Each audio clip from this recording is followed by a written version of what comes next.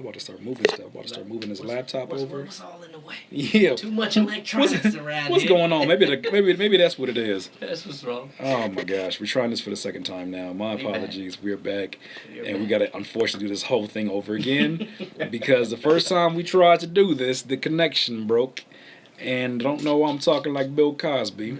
But replay. You wanted to put it. You wanted the pudding. Still here. Oh, do the doodle. Hey. That's the doodle. Hey. There you go. I just did a weird move at the end of a perspiration. I was like, doodle. You just wanted to fix his name. Sandy, that's exactly what I wanted to do. Ooh, better believe. There we go. That is the marketing genius. I like you. You paying attention, girl.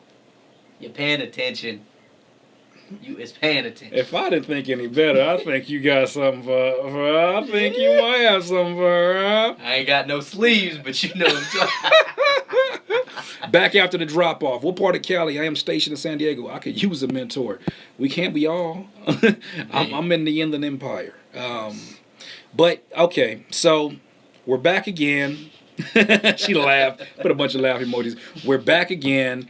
I'm back with my friend CJ Simmons, a.k.a. I know him as Jig. I've known him for some years. Works. And what I've learned, and I'm going to say it again, is that he's probably one of the nicest, one of the most supportive. What's going on, Middleton? One of the most talented, one of the most genuine-hearted, one of the most hard-working.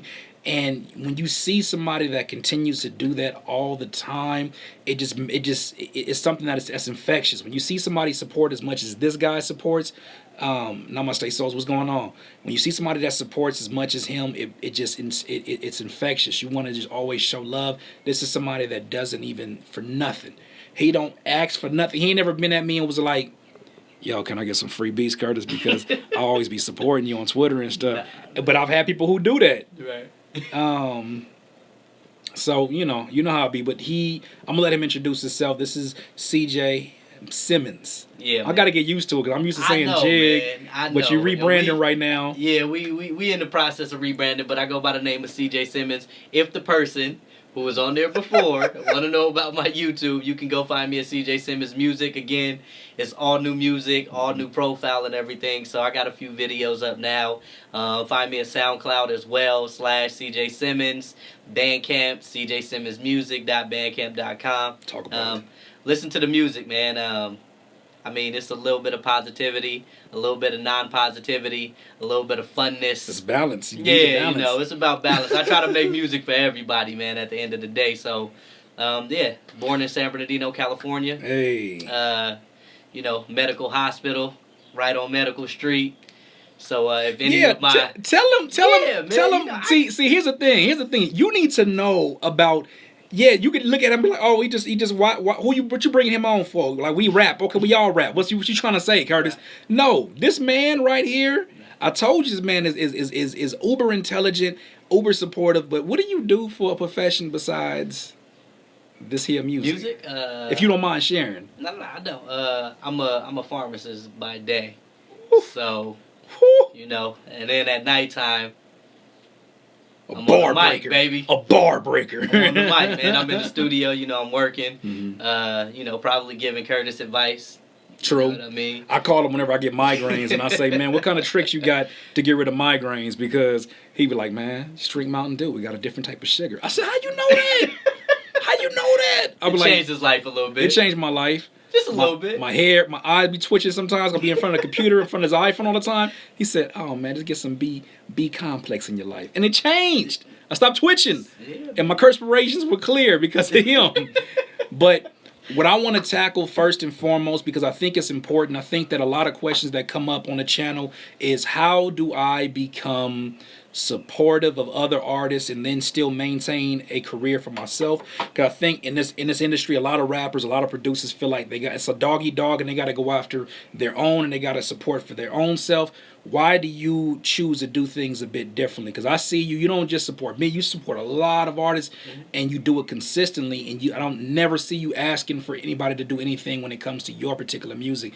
What is your ideology? What is your mindset when it comes to support? How do you look at it? I mean, I don't go, kind of like you explained. I don't go to somebody and be like, yo, since I supported you, let me get a verse. Or let me get a beat. Like, nah, it got to be in the heart. You got to really, really care about seeing other people do good, if you don't really care about other people doing good or seeing the well-being of other people, then at the end of the day, you're only doing it to get something out of it, and that's just not the way that I was raised. I was always raised that, you don't give to get. You know what I mean? You give because that's what you want to do at heart. Right. So I've always carried that trait with me, and I just try to pass that on to everybody else.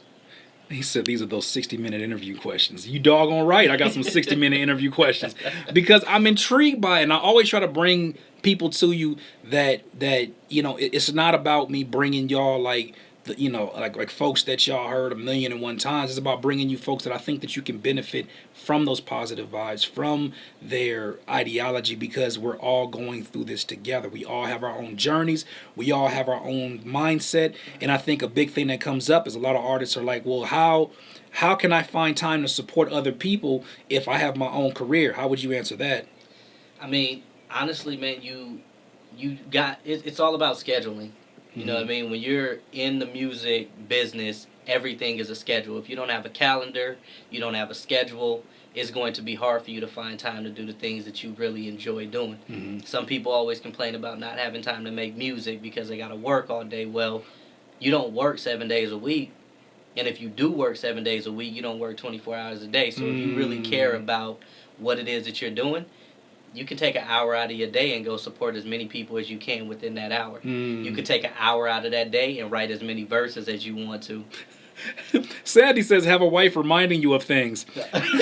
You might want to mention that before I get you in trouble later on. And also, yeah, key point is always having a supportive system of your own that definitely will push you to do better. I mean, it's a huge thing. No, Anthony, Sandy's already in there. That is, by the way, let me just put it out there. That is his wife, and she is on top of the promotion game. That's something those two. That's why I love seeing those two together, because they always support one another, and it's literally peanut butter and jelly. Yeah. Like they look out for each other, and you always see them promoting as a couple, because and I think that's a lot of things that a lot of couples don't get. The person that's not a creative, they feel that, well, if I support them, then, there's no time for me, but it's one of those things where it's supposed to work in harmony. If you support the creative, they will in turn want to do everything they can to provide for you, and then in turn they'll want to support you because you showed them what the love of support looks like and what it feels like. Now they want to share that back with the person that becomes a support system. Right.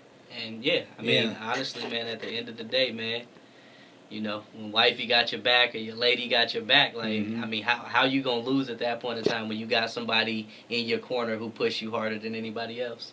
I'm sorry, I gotta fix my neck. It's bothering me, man. I gotta look more healthy than that. I don't look healthy, especially because I'm around this doctor right here. Here you go. And I did say doctor. Why'd I say doctor? Why'd I say doctor, CJ? Explain to the people why I said doctor. He say doctor because of the PhD. PhD? Of the PhD. Pretty high and demanding? What does PhD stand for? Do you have a PhD? Is that what you're telling us right now? That's why he's calling me a doctor. He's basically trying to put me on blast. That's that PhD voice right there. You see how much bass came out of his voice? That's that PhD. He's trying to put me on blast right now. That is a beautiful. I wish somebody could put me on blast for having a PhD. I'll be like, I'm quite embarrassed, but I do have a PhD. I spend a lot of time. No, man, it's an inspiration. It's an inspiration to see how much you have dedicated to that, and then still be able to maintain your craft. What would you say is your what will be your advice for somebody that's still trying to, or somebody who's struggling with balancing work, and because we have a pretty demanding job, right. A job that you've worked for. What is your advice for somebody who is struggling to balance that, or maybe even balance school? How do you find that proper balance, you think? Again, for me, it's all about schedule. It's all about schedule. Schedule is probably the most important thing. When you go to school, when you work, when you want to do music, or when you want to work out, it's all about schedule. You know what time you go into work. You know what time you get off. You know what time you're supposed to eat. You know what time you're supposed to sleep. So in between those times, you need to find a balance to say, okay, in between this time from work till now, what are you doing at work when you on your break? Are you just sitting down at the table texting? Is that what you're doing? You could be taking a 10, 15-minute walk. Come on, talk You know about what I mean? What are Talk you doing about on your 30-minute or hour break or hour lunch? Tweeting, Are you tweeting? Facebooking. Let me tell you one thing that you could be doing. You could be supporting somebody within that hour, that 30 minutes while you're on your phone taking a walk. Why do you think it's important for rappers to support other rappers? Technically, I think that you showing support to somebody else, not in turn again to get anything from that person, but you've been able to show a person that I'm not scared to go out and show you that I like what you do, that I enjoy what you do. When people understand that you actually really enjoy what they do, at the end of the day, they'll go back in turn and probably listen to your music. How has being a supportive artist helped your career? It's helped tremendously, honestly. I think, me being just a supportive person and never asking anybody for anything, in turn, I'll get, 100 people to share my video or things just off of the support factor. And they might not even like my music. That's crazy. You know what I mean? There's people. I like your music. There's people who really will come to me and just be like, yo, like, I'm not really a fan of that record, but I'm going to share it. I'm going to let other people hear it and things of that sort, And to me, that means more to me than anything is that somebody who is not even a fan of a particular record that I may put out will still share it and let other people hear it. To me, that's huge. So I feel like... Sandy on it, putting that link in there. That is... MVP wife goes to Sandy right now, okay? You win. Nobody's not even a competition, right? You win. She did that. Always. Man. But, okay, so... That leads me to my next question because I think I want to try to cap this under 15 minutes. I just want people to get an opportunity to get some of your positivity and what we call butter. Because every time I see this guy, I don't even know how this started. I think I don't know what. I think I walked in and I had on a leather jacket. Oh, that's what it was. And I said he came into a show with a leather jacket. Everybody else got dark clothes. He came in with a leather jacket that said I bought this leather jacket for this event, looking dapper as can be. And I said, man, that thing is smooth. You ever see leather that it kind of like glistening in the lights? I said, damn, that look like butter. And that's where it started. Then it's everything is butter. Everything is butter. He'd be like, we just slide through, baby. See the way he said that? You gotta say something about butter with somebody who talk like that, man. That's my brother right here. Yeah, well, let me ask you this: segueing from the support, how important is gratefulness to you? As first of all, as a rapper, and secondly, just as a man. How important is being grateful to you? As an artist. Gratefulness will again carry you a very, very long way. When you're grateful for not what you do but what you have, and that can go for as a man, as an artist, you don't worry about what everyone else is doing. You don't worry about the creations that everyone else is creating, because when you're done and you leave out of the studio, or you're done and you leave from school, or you take that test and you leave, you're very, very grateful that you took the time out to study, that you took the time out to write that you took the time out to really put your mind, your whole focus in that. So to me, being grateful is all of the above when it comes to that. Like, you are grateful for having those opportunities, for being able to do that. As a man, you better talk it, man. As a man, gratefulness comes from a lot. You know what I mean? A lot of us have our own trials and tribulations in life. You know what I mean? So whatever you've been through in your life, some people may have had a worse life than mine, or a better life than mine, and you find some people who are grateful who had a good life, and some people who are not grateful who had a good life, and then those people who didn't have a great life growing up are more grateful than others. So it really, to me, it just depends on life. You know what I mean? Life will make you, it will humble you, and it'll allow you to be grateful if you've been humbled in your life. So will. I think look at my eyes. Life will humble. Nah. So he said, "Do you think?" Typical Devin. Do you drink lean to get inspired when you rap, CJ? What you answer that question for yourself? This is like the man is a PhD. Why would he need what? Nah, I don't. What? I don't drink lean. Actually, lean is really, really bad for you too. Just do you want to tell him some medical? How about you? How about we get PhD Simmons going on right now? Let him know what's going on. Nah, everybody that's out there drinking lean right now, y'all probably shouldn't be drinking the lean. Why is that? It's not good for you. So do it shrink your thing up? It ain't gonna do none of that. But what it will do, though, is it'll give you a cough that you can't get rid of. So sometimes you'll see people who drink lean. Basically, it's a mixture of medications, it's mainly Robitussin. If y'all didn't know, you could literally stop by an activist and go get some Robitussin and then you'll be good. Man, stop giving them the recipes. We trying to get them away from it. I'm just saying. you giving them the recipes. Look, I'm just trying to help you out. The activist is actually 10 times worse for you than the Robitussin would be. So that's why I'm just putting it out there, man. But Curtis, stay off that lean. I ain't never been on no damn lean in my life. Yeah, and also lean, though, it has so much sugar in it that when you see people who drink lean, they end up having diabetes. They end up having a lot of issues with, body function. It's a liver killer at the end of the day. So, yeah, man, you'll end up going through a lot. Right now, it's probably fun because you in slow motion, but when you 50, 60 years old, you're going to be in slow motion. Sandy said Mr. Breaking Bad over there. Heisenberg. With your Heisenberg. Yeah. Oh, man. Yeah, so lean ain't somebody really... said they get fat as F. Yeah, they do. Yeah, man, so it's just all the sugar and the content that's in it, but... Yeah.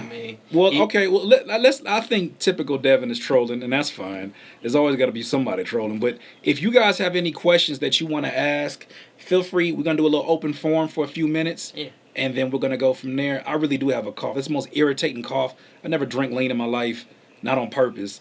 I mean, I might have had like a cough when I was a child, and then I had a little bit of there wasn't no Activist. I never need no Activist. You don't need that. I don't need that. I just had a little cough and I drank it, and I was like, it's a nasty taste. It's strawberry. I want to have some Sprite with it, maybe. Maybe that's the way I accident, never on purpose. Please open up. We're gonna leave that topic alone, but please open up the conversation. If you have any questions for CJ or me, we can definitely get that going because there's a lot of wisdom in this room, and I wouldn't bring anybody to you if I didn't feel that they had wisdom that was beneficial. Somebody said, do you guys believe you need to sell out to the Illuminati to make it in the music industry?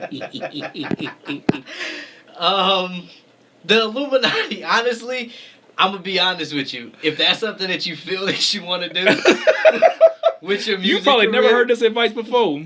If that's something that you feel that you want to do with your music career, I'm going to just wish you good luck on finding the Illuminati first off. And yeah, man, if that's what you want to do, have fun. You know what I mean? You're going to be searching for a while, though. It's going to be for a minute. For a long time. Oh, my gosh. Oh, man. So, somebody said, who you got in the NBA Finals? Who you got in the NBA Finals? Oh, that's a good one, man. Honestly, man, Go ahead. I'm a true fan. I'm a Russell Westbrook fan. I've been since UCLA.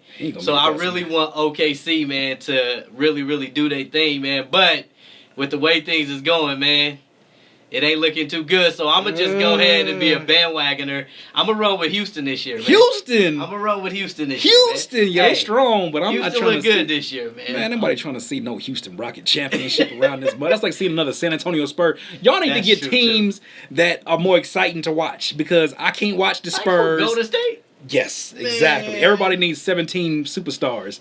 I think Golden State Russell is definitely MVP. Russell is definitely. If they don't give him MVP, I won't watch the NBA next year. I'm telling you. Nemi said, King, did you finish that novella beat? I did. It's actually on my... I have 3 new beats right now on CurtisKingBeats.com. Anthony asked about LeBron. LeBron is the best athletic player that we have on this earth, for sure. Oh, speaking of basketball, if y'all are down, go watch this movie. Have you seen this documentary called Lonnie Cook? No. Oh my gosh. It was this dude who was his top prospect. He was supposed to go above LeBron. Like LeBron was his little homie. Carmelo Anthony was his little homie. Right? And so he has a game where he balled up LeBron. They was going back and forth, but like people were like, yo, you balled him up. Right. And he's number 1 pick. I don't want to give it away, but he was supposed to be the number 1 pick. And then they just show his life just going down into a crazy spiral because he fell for the hype. It was crazy, That's yo. So crazy, man. Yo, y'all got to go see that. It's called Lonnie Cook. I believe it's Lonnie Cook. I believe that's his name, but you got to check it out. Somebody said, how do you recover from a bad performance? That's a good one. Oh, that's a good question. So a bad performance for me personally, and I think every artist has their own way. Lenny Cook. That's what I'm sorry. Lenny Cook. I'm sorry. Okay.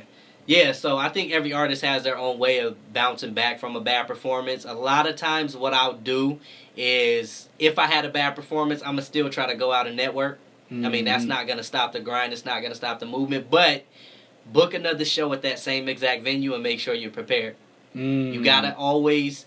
It's about the payback. When you hop on that stage, you're going to remember about that bad show. And when you get up there, the second time, if you have a bad show again, you might start want to rethink your strategy at that point in time of, did you take the time out to look in the mirror when you did your performance, remember your music, and things of that sort. But for me, it's always about going back to that same venue and making sure that I kill it. Because it becomes a mental game. I remember I performed at the Coyote Fest, and I did new songs, and I was just going through my own personal stuff. So I took that L a little bit more to the heart, and I was like, I don't want to quit. I was like, I'm done with this. Oh, this is whack. This is trash. Saying all these bad things. I think the first thing you got to do is focus on the fact. I think the first thing that you got to do is focus on bad shows happen to everyone. Yeah. And also too, Greg Johnson said, what constitutes a bad show? You got to think about what is a bad show. Who is the show for to begin with? The show is for the audience.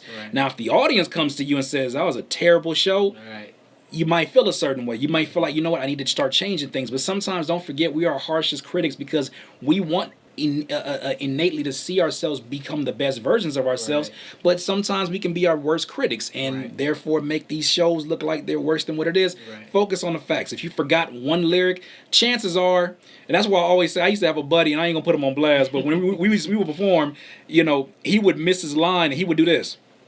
Yeah, don't give it away. Don't do that. I said don't do, because you're gonna make me laugh. Right. You're gonna make me laugh and then maybe be like, are we going to give it away? Nobody knows. Most time when people are in these clubs and these shows, they've been drinking, probably been smoking. They're not keeping up with every single word. All they're trying to look for to see is if you're congruent with what you're talking about and if everything is in sync. Exactly. It's a sync, you know what I mean? So, yeah, I think that's very, very important.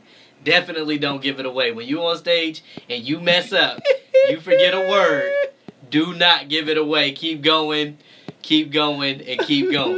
It's the key. To reach out for support from potential fans, should I continue to throw verses from songs I am working on Instagram, or just keep it to myself and go get a track, mix and master, then drop it? You can do it both ways. One or two ways is, I think the Instagram thing is definitely cool. I see people who are getting a lot of recognition from these 4-Bar Friday things where people are really, big time people are looking at it and getting opportunities. Again, shout out to Cam Archer who got on to, Shade 4 or 5 by doing a 4-bar challenge. And, he ended up, being picked up. So I think that that's a good thing. Dropping the track is always...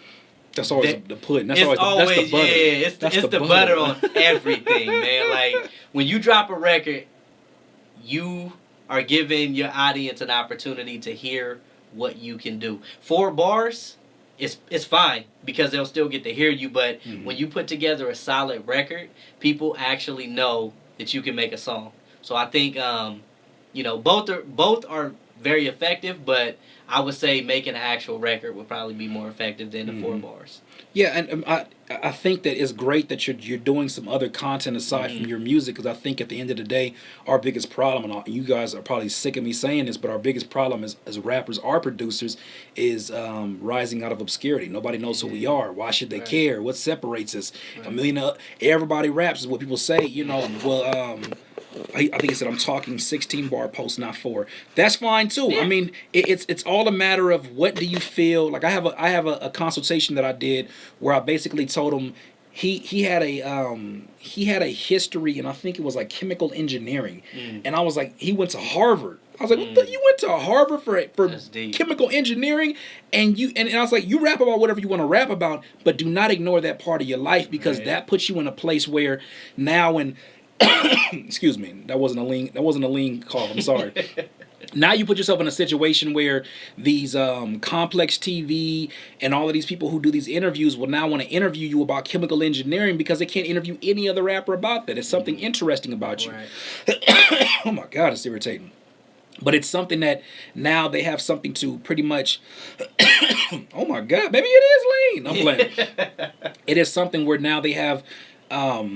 Basically something to build off from your character. So rise out of obscurity by all means. If it's 16 bars that's helping you do it, continue to do it well, stay consistent.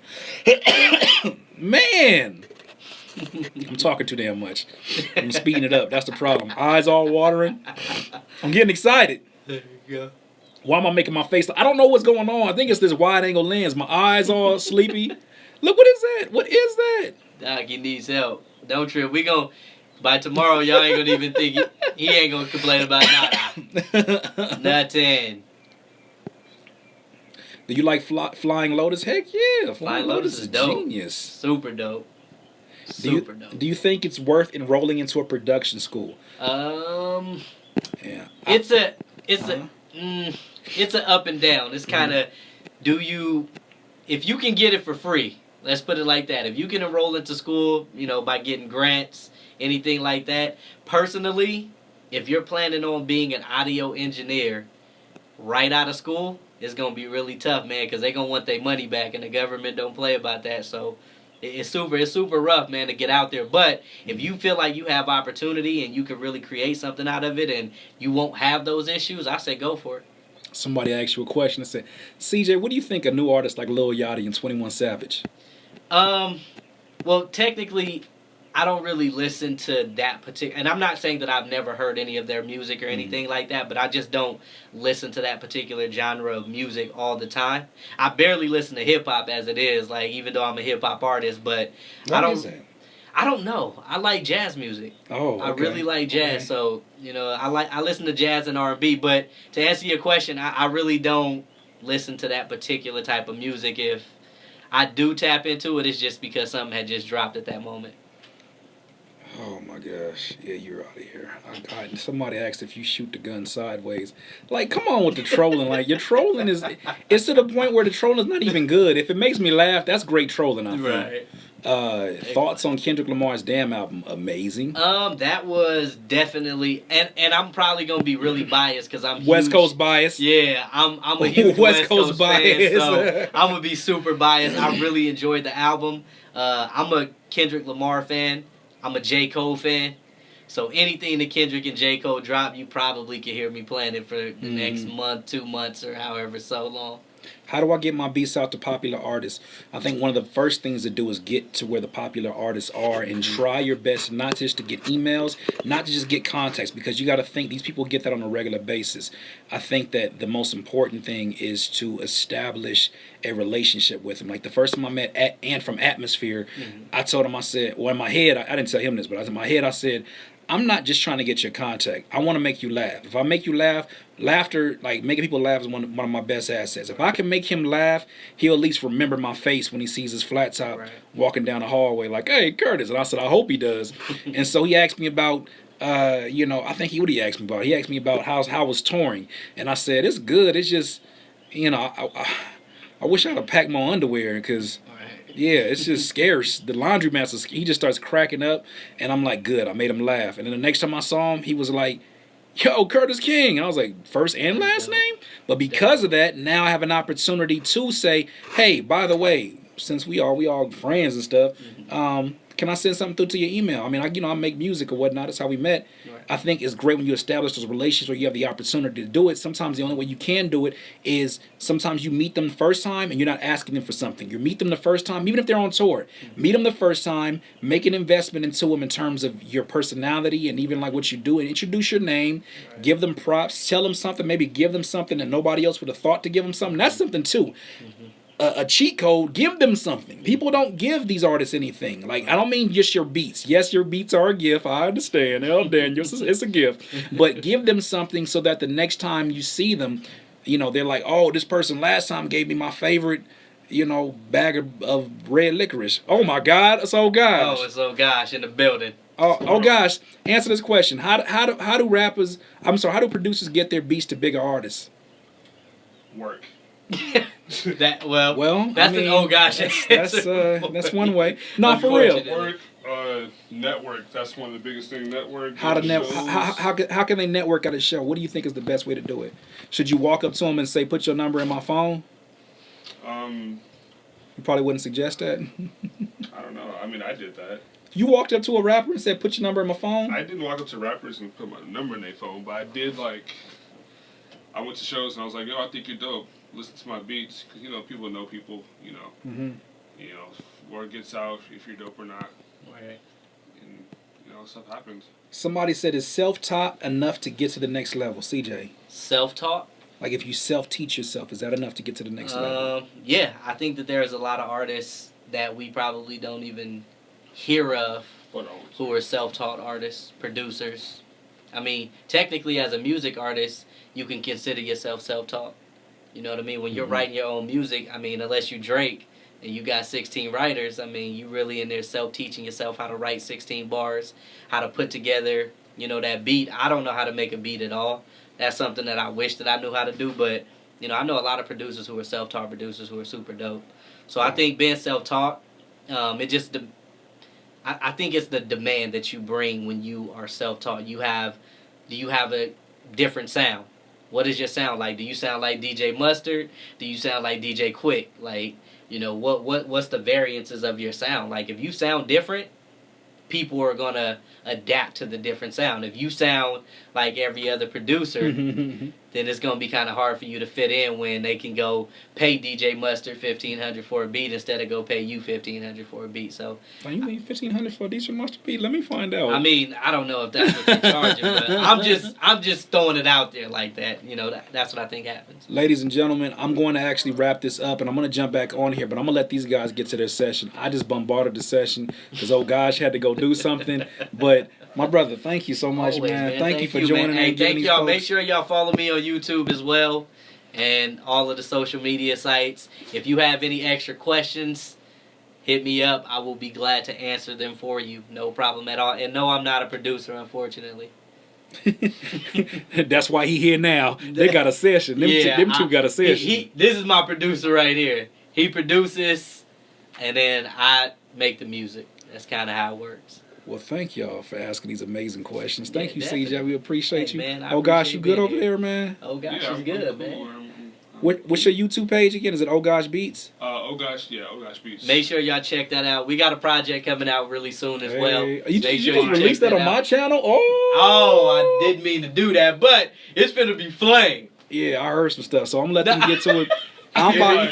Anywho. No, it's flame. It is flame. It is flame. Somebody said, "Is that Russell Simmons' son?" Come on, man. Aw, come Your on, trolling man. is so lame. If Get you find out better. for me, let me know so I can go He get like, my I ass. hope that's my I dad. hope so. I hope. That'll play out smooth. Anyways, ladies and gentlemen, I will be back probably in the next 5 minutes. I'm going to go situate myself away from their session.